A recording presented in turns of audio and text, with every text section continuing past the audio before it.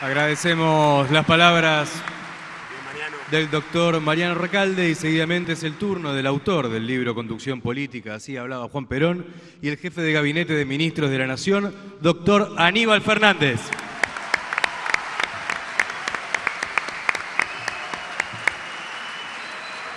Muchas gracias.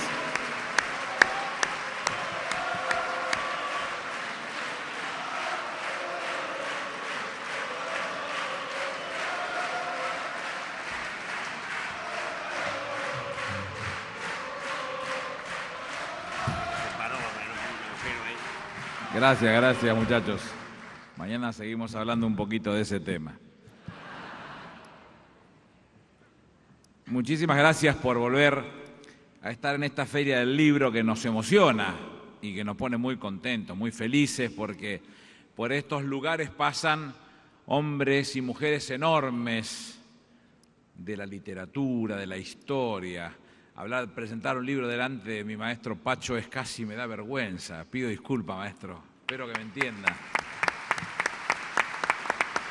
Pero este libro, que sin Carlitos Calamero no se hubiese podido hacer porque se lo carga al hombro, él lo lleva al hombro, con lo cual mi reconocimiento. Lo que busca precisamente es eso, que podamos tener una forma de hablar de la política a través de los libros. Nosotros no somos escritores de libros, somos políticos que decimos nuestras cosas a través de los libros. Cuando presentamos este libro a la Biblioteca Nacional, buscamos a dos compañeros del progresismo, de una visión intelectual, lucida.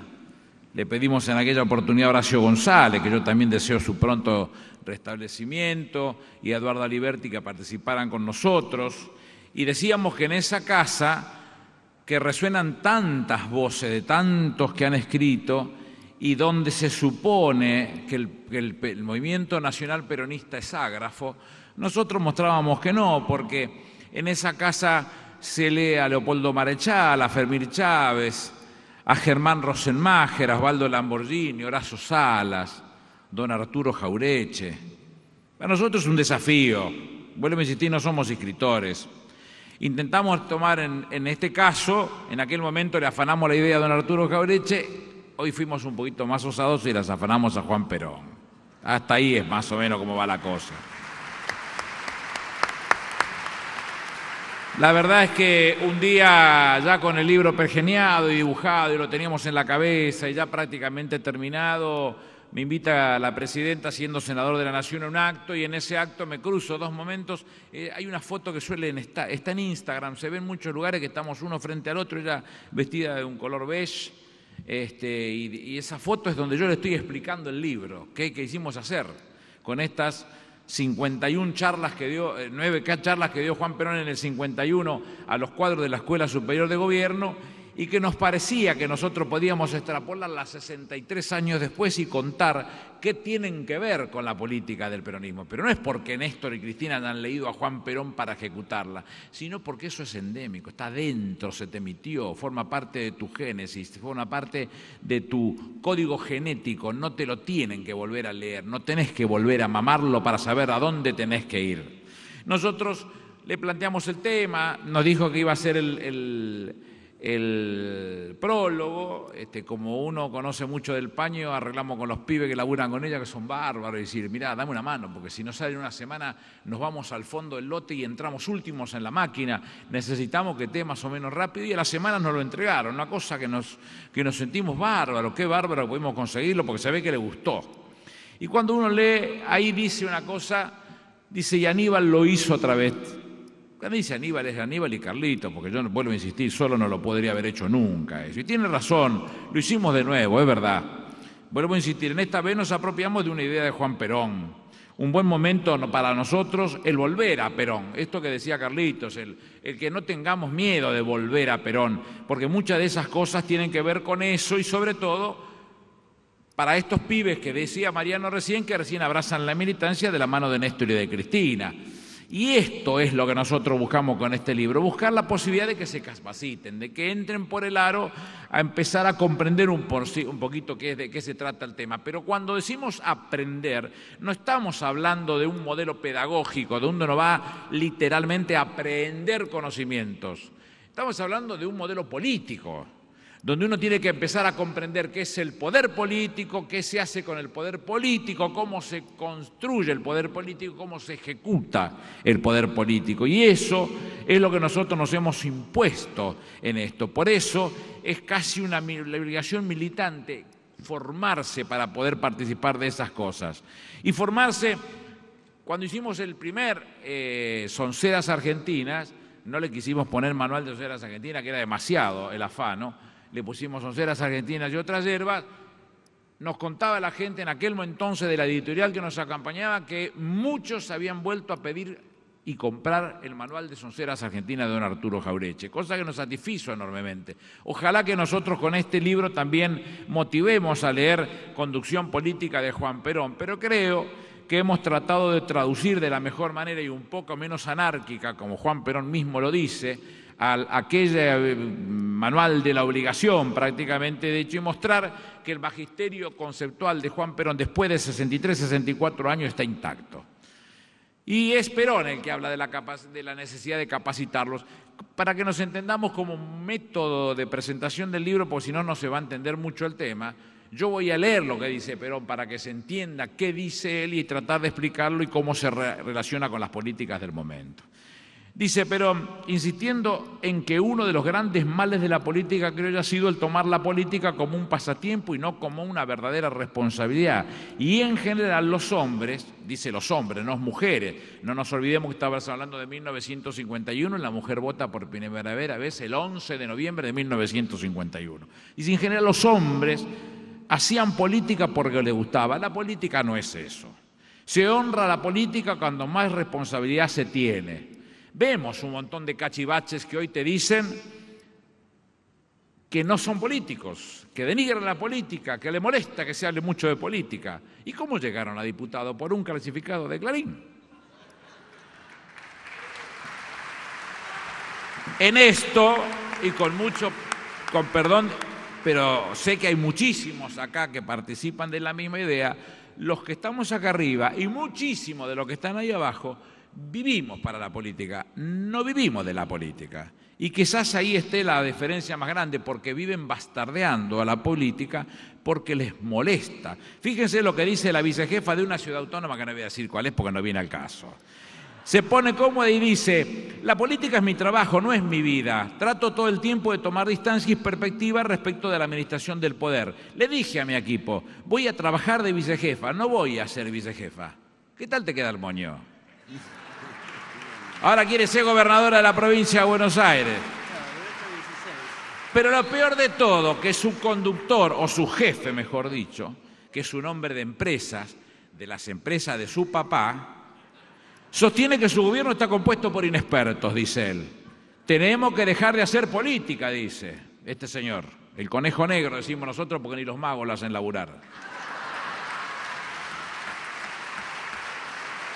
Estos tipos, al decir de Juan Perón, comprenderán el valor de la política. Porque ¿por qué van a honrar la política si no saben qué es la política?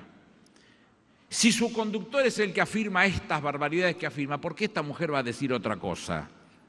Dice Juan Perón, no hablo de peritos en ciencias políticas para ser un conductor político.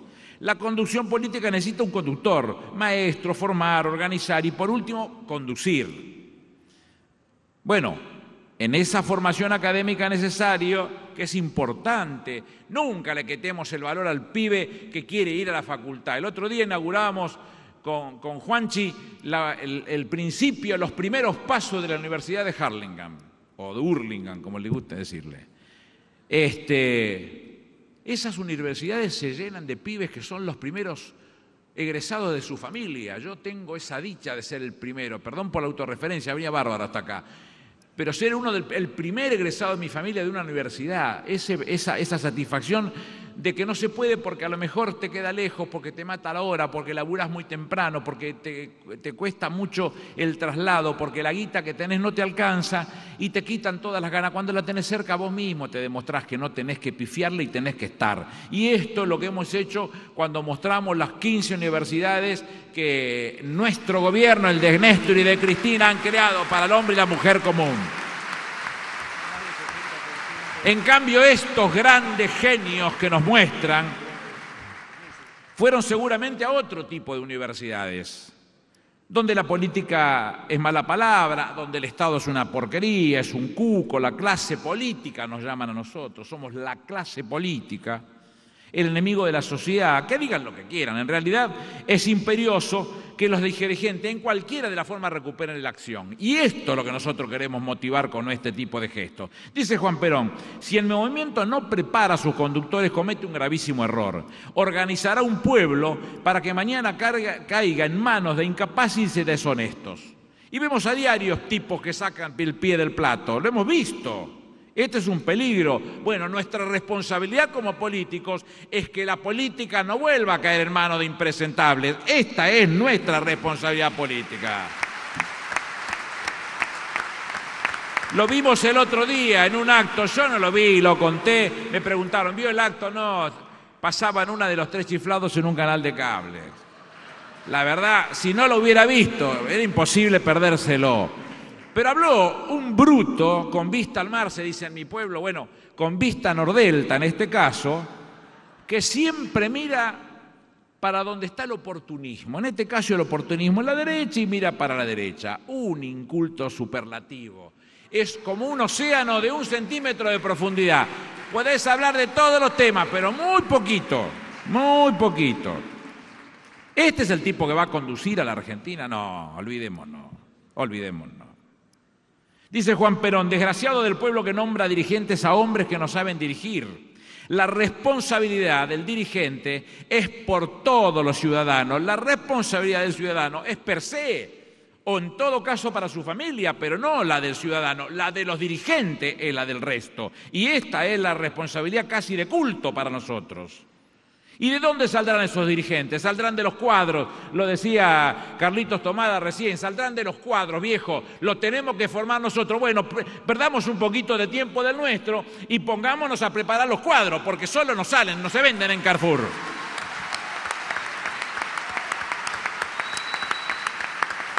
Y una de las grandes culpas en este sentido la tiene el haber adorado al dios marketing, que es el que nos dio una gran definición desde el 83 a la fecha. Aparecieron personajes famosos, unos que eran corredores y salían segundos, y ahora que no van de vicepresidente pero quieren ir de senadores. Te aparecen unos personajes espectaculares que te dicen que, qué sé yo, que el viejo la cagaba a palo y que era bueno. La realidad es que por suerte ni Néstor ni Cristina salieron de esos inventos. Esos eran cuadros políticos en serio. Convicciones en la puerta de la Casa de Gobierno nunca, decía Néstor. Ahí no, conmigo las convicciones.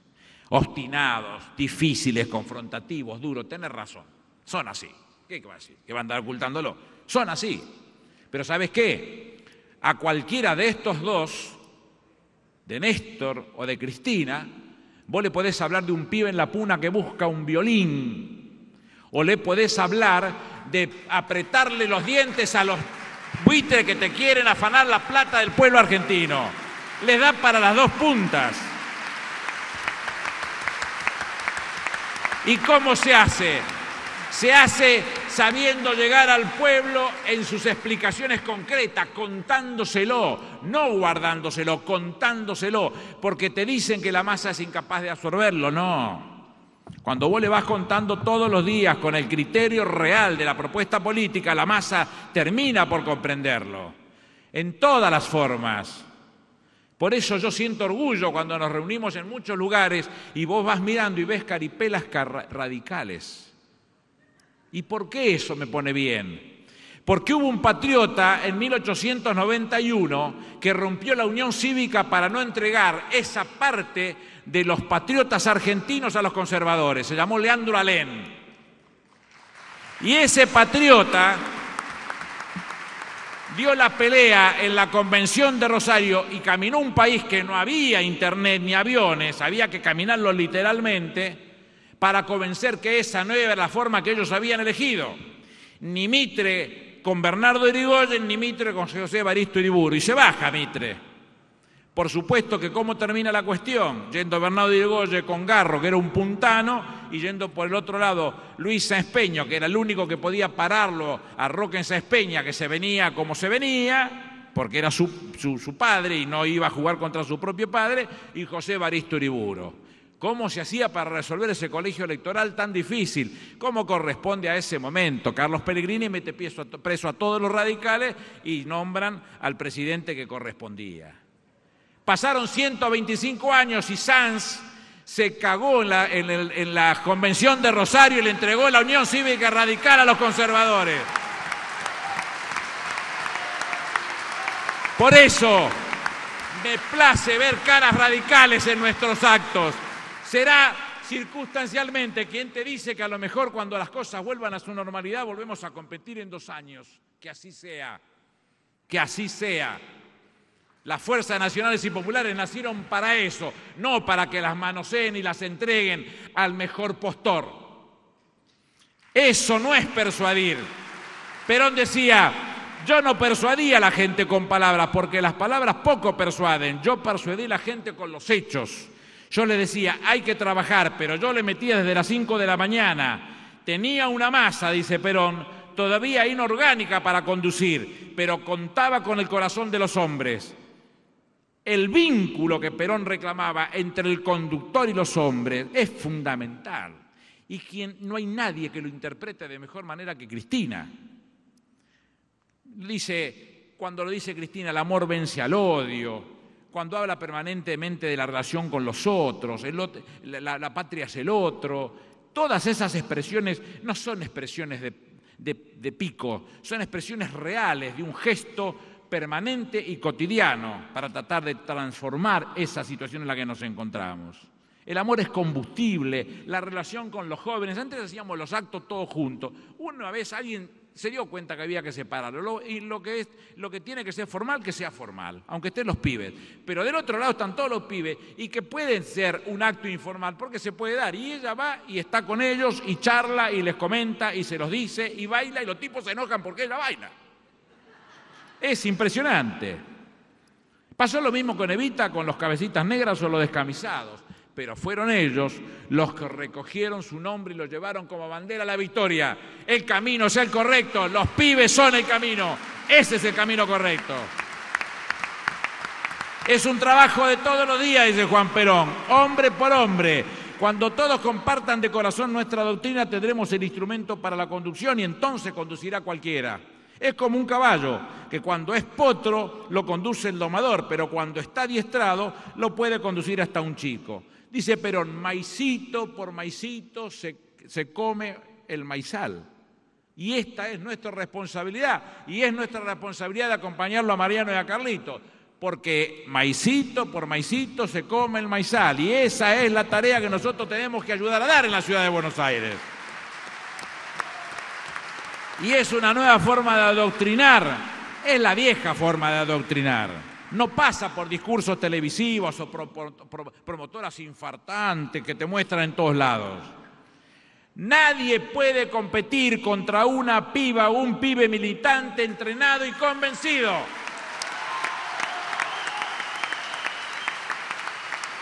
Y por ello es indispensable capacitarlos. Dice Perón, para que Dios nos ayude tenemos que empezar por ayudar a Dios. Nunca se aprende mejor la conducción que cuando uno se ve obligado a enseñarla. Y acá habla de lo que es el misterio de la conducción. ¿Cuántos de nosotros hemos visto que quienes iban adelante nuestro te escoltaban la leche, no te querían mostrar lo que realmente hacían porque vos no podías encontrar la vuelta? Esa es la forma que uno miraba, se daba cuenta. Los que realmente saben y tienen capacidad para hacerlo, no hacen de sus saberes un secreto, ninguno. A mí me ha tocado trabajar con gente que estaba plagado de miedos y preconceptos. Y cuando vos por ahí agarrabas un poquitito de carrera, con la fusta en la trompa, volvé para atrás, no te apures. Con Néstor y con Cristina vos ibas a 80, ellos van a 120, adelante tuyo. Vas a 200, van a 250, adelante tuyo. Vas a 500, van a 700, adelante tuyo. ¿Por qué le van a tener miedo a los que quieren crecer? ¿Por qué razón va a tener miedo a que quieren crecer? Decía el Bebe Cook, hace pocos días, meses, los compañeros nuestros fueron a tirar la ceniza del Bebe Cook al río, como era su vocación. 40 y pico de años estuvieron guardadas, para que no fueran motivo del manoseo, de un motivo de una fea situación, horrible situación. Quizás sea la forma más clara de ver cómo se hace para respetar un hombre, a un muerto, con sus cenizas, para poder llevarlo. Decía el Bebe Cook, la teoría política no es una ciencia enigmática, es un instrumento de las masas para desatar la tremenda potencia contenida en ellas. Y eso es lo que Juan Perón convoca cuando se pone a armar cuadros. Dice, debemos dedicarle algunas horas a los pibes, y eso es lo que nosotros tenemos que hacerlo. No tiene solución. Y por ese fue el camino quizás que nosotros vimos con más contundencia respecto de la formación de los jóvenes. Dice, pero en la masa estaba descorazonada por la mentira permanente, le prometían todo y no le daban nada. Entonces yo empleé un sistema distinto, no prometer nada y darles todo. Recibimos pobres, ricos, malos, buenos, blancos, negros, que viniesen a escucharnos. Cuando quise acordarme, tenía predicamento político. No nos olvidemos nunca, el único caso en la historia política del mundo donde un hombre juntó los votos para la presidencia sin un partido político fue en la Argentina y se llamó Juan Perón. Fue el único caso del mundo.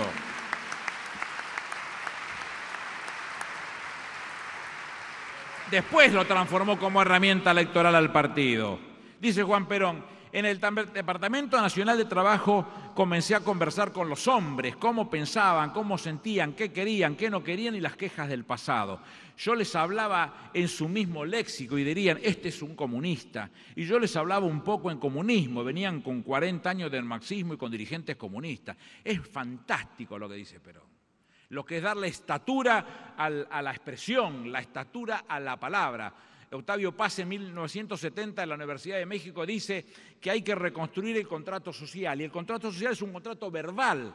Lo que hay que reconstruir es la palabra, es la capacidad de poder expresarnos y hacer conocer lo que nosotros necesitamos. Perón decía eso, entonces yo les hablaba en comunista, sí venían todos del anarquismo. ¿Y cómo lo habían pagado? Lo habían pagado con los talleres de Bacena, lo habían pagado con la Patagonia Rebelde, ¿y cómo lo habían pagado? Perón se agarra de eso y los empieza a trabajar hasta que todos tengamos un código común. Él mismo se jacta, es fantástico el haber comprendido que tenía necesidad de darle envergadura, de darle talla a la palabra entre él y los trabajadores. Dice, prometía lo que había y contaba con una demanda unificada, dice Juan Perón. Y es verdad eso. Hospitales, querían hospital, la masa le daba hospitales idénticos, todos los tenían en cualquier lugar del país. Querían educación, todos tenían las escuelas iguales. Yo me eduqué en una escuela hecha por Juan Perón. Querían viviendas, tenían viviendas todas iguales, porque la demanda era una demanda unificada. Pero a Néstor no le toca eso, le toca precisamente lo opuesto, la demanda fragmentada. Y él tiene que interpretarlo. Nunca se habló, nunca he hablado con Néstor de esta situación. Pero no es lo mismo la vivienda de los tupaqueros en Jujuy que el barrio Néstor Kirchner en La Rioja. No son iguales la vivienda. Y no son iguales esa vivienda que las viviendas del Turbio. Y ninguna de estas son parecidas a la de Santiago del Estero con el baño afuera. Nosotros vivimos 24 años con el baño afuera, Ahí está mi hermana que no me deja mentir. Había que ser guapo para bañarse, Madre de Dios. Pero así son las cosas. Así son las cosas.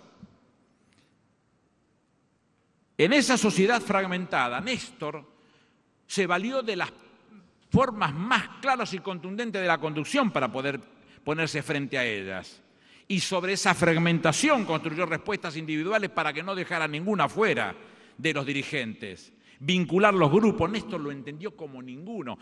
En el mes de mayo del 2006 da un discurso en la Plaza de Mayo, Néstor, que dice Queridos argentinos y argentinas, levantemos la bandera de la patria, levantemos la Argentina, levantemos la patria grande, levantemos América Latina, levantemos a nuestros hermanos desaparecidos, levantemos la reconstrucción de una Argentina con todos, levantemos la convivencia, levantemos la diversidad, levantemos la pluralidad, tomémonos de la mano y caminemos por la avenida de la patria abrazados por un nuevo país, tal como Juan Perón, Néstor y Cristina llamaron a todos, no dejaron a ninguno afuera. A ninguno en ese marco de una demanda fragmentada. Ahora hay que captar de otra manera, hay que seguir creciendo para captar de otra manera. Dice Perón, lo que era captable por el movimiento justicialista, lo hemos captado. Si seguimos por ese mismo camino, fracasamos. Ahora, dice, hay que empezar como cuando se ha tomado el hormiguero. Te agarraste el hormiguero, listo, ya te lo llevas. No podés volver por el hormiguero porque no está, tenés que empezar de vuelta. ¿Y cómo se hace eso? Y hay que juntar las hormigas una por una. Esa es la tarea que nosotros tenemos que darnos en la ciudad de Buenos Aires. Atacamos el hormiguero, ahora vamos por las hormigas una por una. Qué sabiduría, sencillo y complejo a la vez. ¿Cuántas veces hemos escuchado en este marco que nos dicen, estos, no te preocupes que me ocupo yo, estos son míos? Las pelotas tuyo, ¿qué es tuyo? Ojo que confundir pertenencia con lealtad, ¿eh? Hemos dilapidado cantidades industriales de compañeros que se cansaron y se fueron a la casa. Y a lo mejor hay un momento de volver a conquistarlos, porque el bicho adentro sigue estando, hay que moverlo con un palito nada más, revolverlos un poquito para que vuelvan. Néstor vio el hormiguero y ese hormiguero se comportó como tal, porque es la responsabilidad real de lo que significa armar para todos. En el día de ayer, en el aniversario de la creación de UNASUR, Cristina hizo referencia a ese punto. Un punto que era imposible alcanzarlo y Juan Perón ya hablaba hace 60 años atrás del ABC, Argentina, Brasil y Chile, hace 60 años atrás. Después del 55 escribe Latinoamérica ahora o nunca. La cabeza siempre estuvo puesta en eso. Nunca hubo posibilidad de llevarlo a la práctica. No. ¿Por qué? Y porque se ocupaban de que no se pudiera llevar a la práctica la conjunción de la América Morena.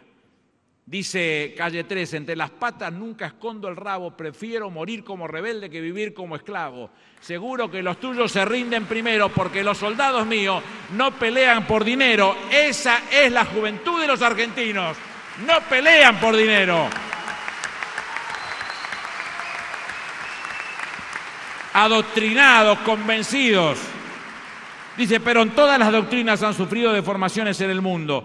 Por esa nuestra función, la unificación de la doctrina. Esto es lo que nosotros nos proponemos.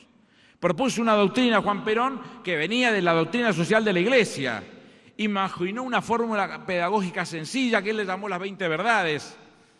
La primera decía, la verdadera democracia es aquella en la que el gobierno hace lo que el pueblo quiere y defiende un solo interés, el del pueblo. ¿Y qué significaba eso? No puede significar otra cosa que lo que sucede todos los días. Si no está por mí, primero el interés del pueblo, ¿qué sentido tiene? Y eso se ve claramente en la asignación universal por hijo, que fue reconocida por el Banco Mundial, por la CEPAL, por la OIT, por la Organización de Naciones Unidas, por todo el mundo como uno de los programas más importantes del mundo. Porque impactaba en la economía, en la salud y en la educación, porque todo eso tenía que ver con una definición contundente y de fondo, En la verdad sexta, dice Perón, para un argentino no hay nada mejor que otro argentino. La primigenia no decía eso, decía para un peronista no hay nada mejor que otro peronista. Pero cuando él regresa, busca un sentido de la reconciliación. Cuando yo, perdón por la autorreferencia, pero siendo intendente un día, nuestra agrupación hace un asado de fin de años y en esos asados comés como leones, frío y crudo. Te putean todo, gastás plata, te putean todo. Entonces digo, no, vamos a hacer una cosa distinta, hagamos un acto público, inventemos a alguien, traigamos artistas y lo disfrutamos todo y ahí se agota. Y decidimos traer como espectáculo final algo que los rockeros lo entienden muy bien, que era a don Osvaldo Pugliese. Y cuento esta historia que yo atesoro, pero que me parece que lo muestra Perón, de la reconciliación de cuerpo entero. Me cuenta Pugliese en la espera hasta que suba al escenario, que cuando vuelve Juan Perón lo invitan a la recepción, un tarambana de lo que nunca falta. Lo habíamos metido preso 800 veces. Y el tipo dice, yo creí que tenía que ir, que era el momento de deponer las actitudes y había que ir, y fui. Y me esperé, qué sé yo, y por ahí estaban todos sentados, y por ahí llega Perón, entró a la sala y empezó a saludar uno por uno. Y dice, yo no sabía qué terminaba esto. Y cuando se acercó a mí me abrazó y me dijo al oído, gracias por saber perdonar. Ese era el Perón de la reconciliación. Ese era el Perón que aprendió a decir que para un argentino no había nada mejor que otro argentino. Es lo que Néstor y Cristina convirtieron en la patria somos todos, en la patria Ceroto. No permitamos que un traidor nos haga pegar un tiro en el corazón del frentismo. Porque pusimos una vez a un chabón de vicepresidente y nos traicionó. No permitamos que le peguen un tiro en el corazón al frentismo. Dice Cátulo Castillo en un corso a contamano, un grupito trampeó a Jesús, no te fines de tu hermano, se te cuelgan de la cruz. Se le colgaron de la cruz a Jesús, no querés que se le cuelguen a Cristina. Votarlo a ese muchacho es como divorciarse de tu mujer y casarte con tu suegra. Lo mismo.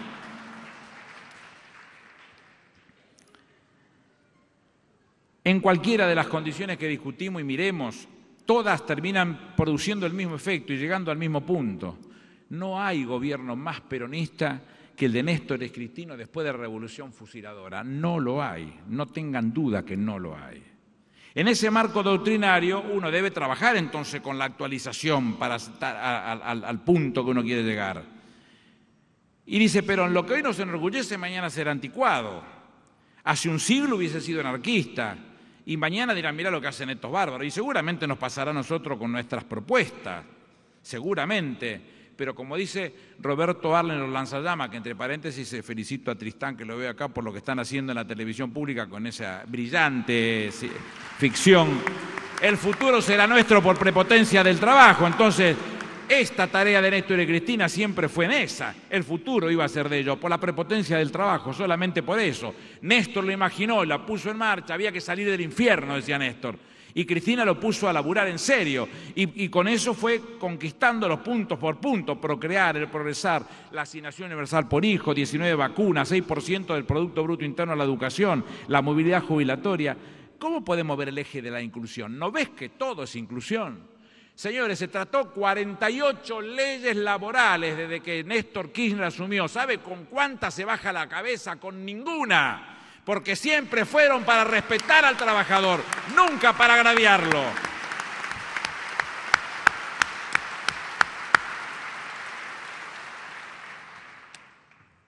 Y esto es lo que nos dicen algunos de los genios que nos aparecen en el día, y cuáles son las críticas que tienen hacia nuestro gobierno y cómo harían para ponerlo en el buen lugar, que seguramente es el mejor. Pero hay mucho gil haciéndose el peronista. Y proponen esquemas peronistas y algunos compañeros que le hacen el juego, ¿no? Y van y se sientan a comer y que después todavía te dicen que parece que son más peronistas que los peronistas. Como no va a pasar, no da a uno advertencias, pero si te tocara ver la advertencia, sabes cuántas veces vas a llorar, sabes cuántas veces. Porque yo insisto en eso, y acá disiento con mi amigo Carlitos Tomada, es que lo que dice Perón de que el arte de conducir es un arte y por eso se nace como tal. Claro que se lo puede formar, claro que se lo puede llenar de objetivos y de cosas, pero fundamentalmente es en arte. Si yo quiero hacer un David, si yo quiero hacer un Moisés, lo necesito a Miguel Ángel, no tengo forma de resolverlo. Lo necesitas a Miguel Ángel. No tenés ningún esquema que te lo enseñe, podés aprender a usar lo que se te ocurra, el cincelo, las formas, todo lo que quieras, pero si no está Miguel Ángel no va a salir.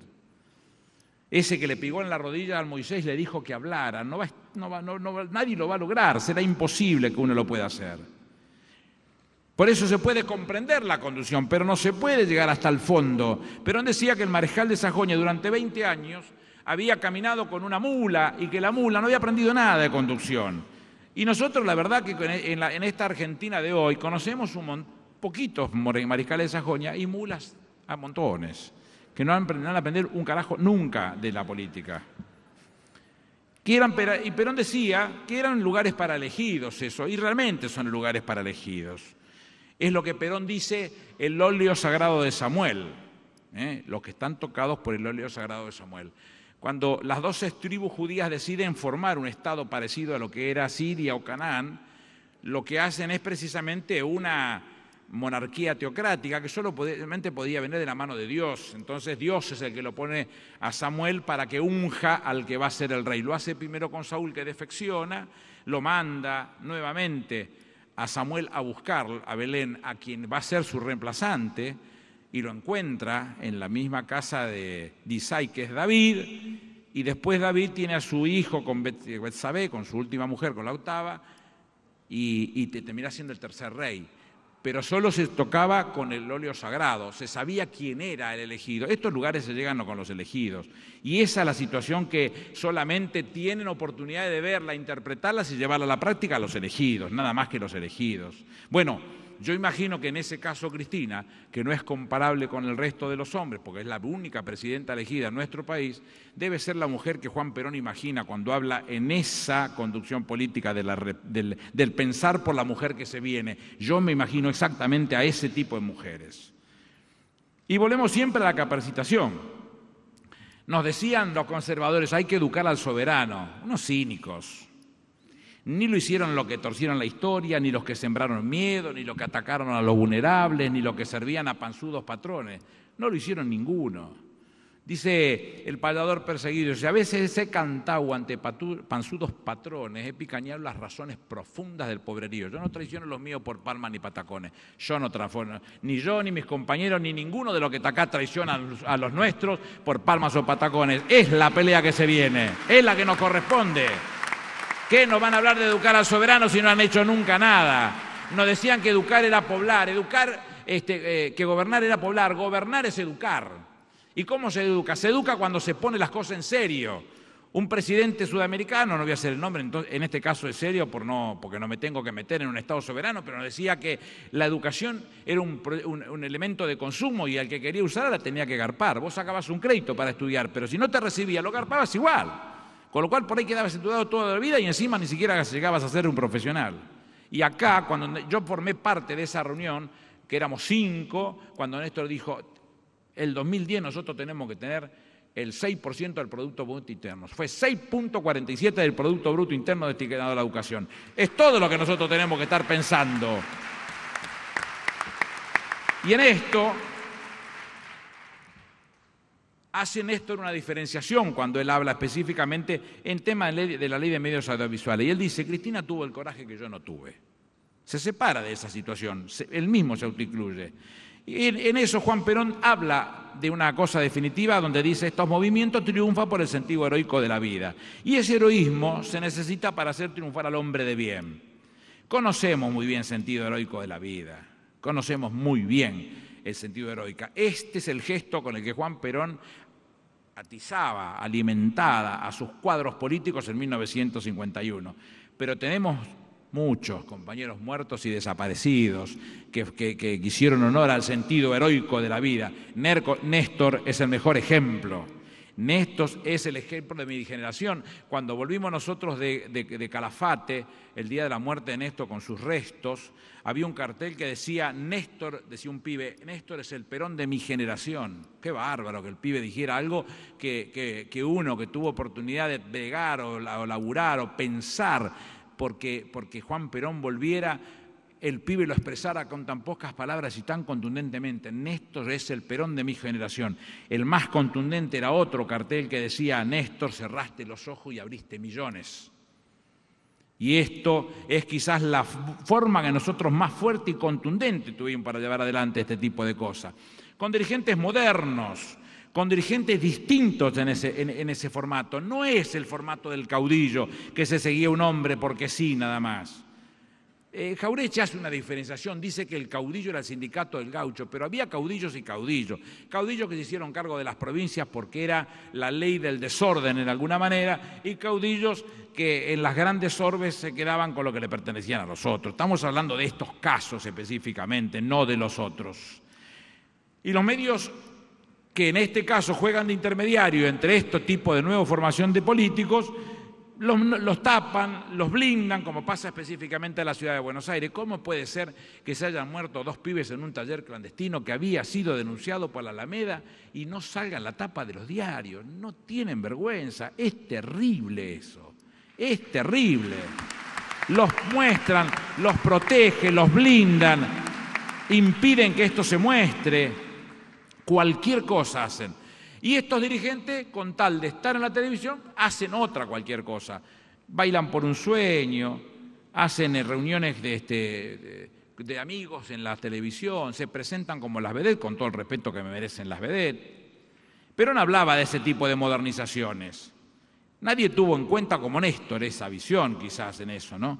Fíjense que un accidente circunstancial de un camarógrafo el día de su asunción le lastima la frente y a partir de ese punto prácticamente la comunicación cambia. Néstor no daba entrevista, ni artículo firmado, ni conferencia de prensa. Se paraba en el Salón Sur o donde fuera y te decía lo que tenía que decirte. Y si quería volvía sobre el particular al día siguiente y si no te tiraba a los dos perros, que en este caso era el ministro de Interior y otro compañero, y te mordíamos los garrones 24 horas. Una forma de comunicar distinta. Dicen que Cristina improvisa. Mentira, Cristina no improvisa, Cristina no lee, que son dos cosas distintas, pero no improvisa, sabe muy bien lo que quiere decir. Y todo dirigido hacia un mismo objetivo, que es que cada una de las políticas públicas que se diseñen tenga que ver como éxito la conclusión de una ventaja para el otro. Porque los derechos son intrínsecos a las personas. Los legisladores, los diputados, los senadores, que hay muchos acá, no somos los que le damos derechos a los otros, no somos nadie para darle derechos. En todo caso los reconocemos. Es tan intrínseco a las personas, lo que hay que hacer es darse cuenta dónde están y otorgárselo. Ese es el secreto.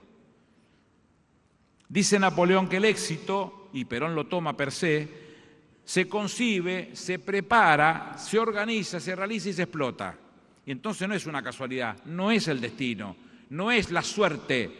Se concibe, se prepara, se organiza, se realiza y se explota. Entonces, en ese marco de la tarea, estamos todos dirigiéndonos hacia el mismo punto. Dice Maquiavelo, convertirse de particular en príncipe es fruto de virtud o de fortuna. Pero el que se abandona menos a la fortuna le va mucho mejor. Y este es el ejemplo más gráfico que tiene Perón para plantearlo.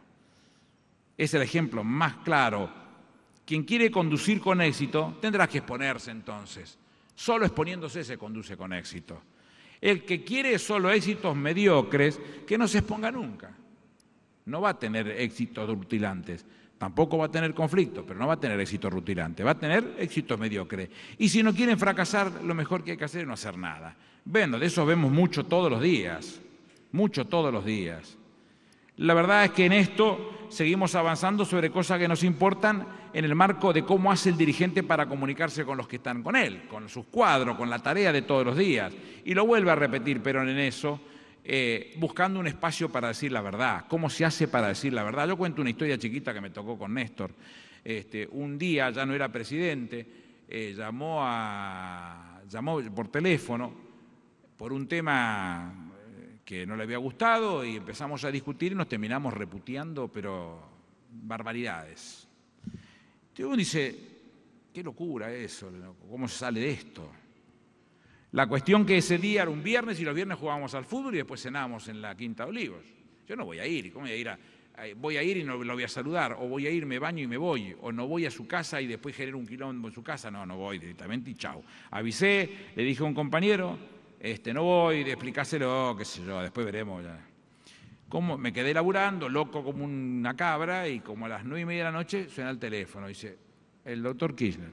Sí, pásamelo. ¿Dónde está? En la oficina. ¿Qué está haciendo? Trabajando. ¿Por qué no viniste? Néstor, digo, después de semejante quilombo.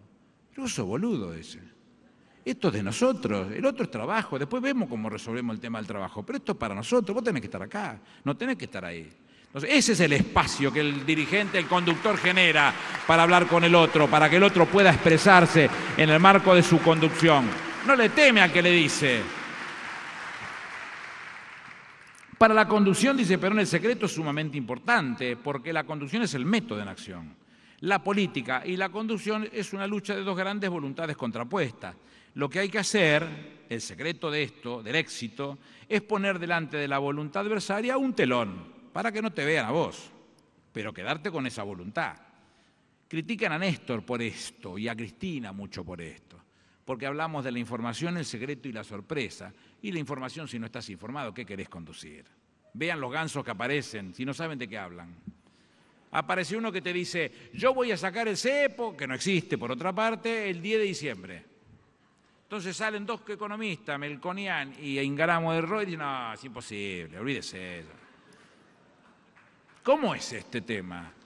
Aparece el tarambana este que habló en la cancha de Vélez y dice, vamos a levantar la cuarta categoría de ganancia y la vamos a reemplazar por la renta financiera. La renta financiera, señores, está grabada por este gobierno. Y las grandes empresas, todas garpan, todos. Si nosotros ponemos la renta financiera, van contra el plazo fijo de mi vieja de 8 lucas, no van contra otro. Pero si eso se hiciera en el marco de lo que él dice, perdemos 54.000 millones de pesos por año, porque la cuarta categoría representa 70.000 millones de pesos. Y la verdad, desde el punto de vista ideológico, estoy absolutamente convencido que tiene que seguir estando. ¿Por qué? Y porque no tendría que llamarse cuarta categoría de impuesto a ganancias, tendría que llamar de impuesto a los salarios altos. Y lo que tenemos salarios altos tenemos que poner un poco más para abrir el juego hacia los que están abajo. Bueno, si hay deformaciones o distorsiones habrá que regularlas o ordenarlas, que en un principio es el que comenzó ayer, pero habrá que encontrar la vuelta para que eso se ordenen. Pero no tengan duda que lo que estamos hablando es de lo mismo, que siempre estamos yendo al mismo punto. Y la sorpresa es una forma de manejo de la conducción política. ¿Cuándo es el momento? Cuando uno cree que es el momento. Uno lo tiene, lo prepara, lo ordena, lo lleva a la práctica y después se lo queda. ¿Y cuándo lo larga? Cuando cree que es el momento. Y ese es el momento oportuno. Como habrán visto, en la conducción no hay nada nuevo. Para vencer se necesita tener un poquito más que el otro. Eso inclina la balanza. Yo decía recién cuando entrábamos con los periodistas, si ustedes creen que el título del libro se lo afanamos a Nietzsche, tienen razón. Nietzsche escribió Así habló Zaratustra y nosotros le pusimos Así hablaba Juan Perón. Él se refería a un profeta presocrático, nosotros estamos hablando de un hombre de nuestra generación, que nos enseñó mucho más de lo que nosotros imaginábamos y porque creíamos que teníamos muchos elementos para sacarle. Y en esto nos parecemos a lo que dice Nietzsche, no es de nadie y es de todo, un poco lo que decía el payador perseguido.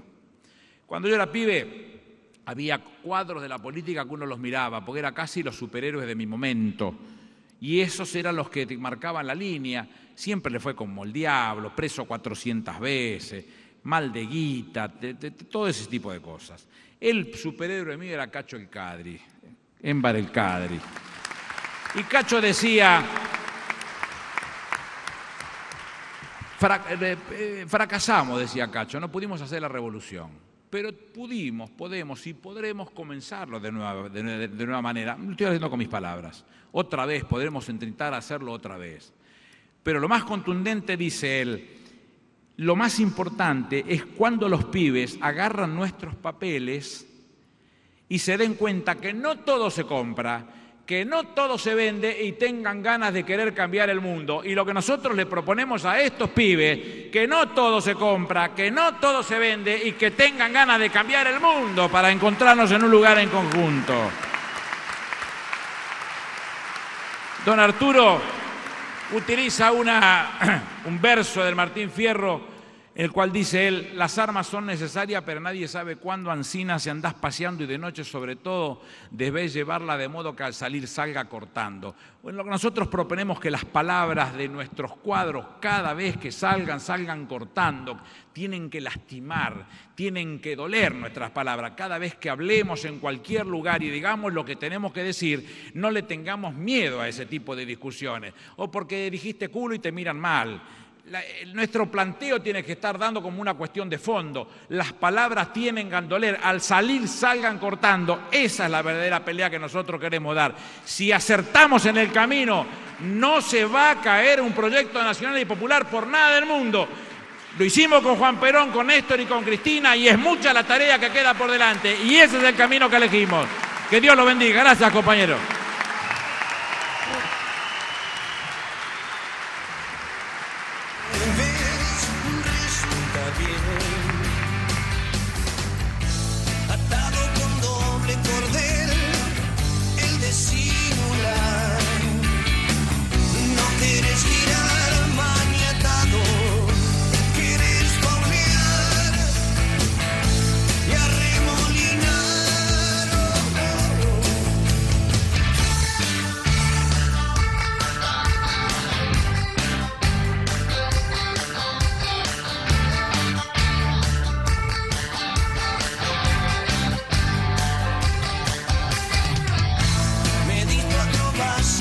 estás, tu secreto es la suerte de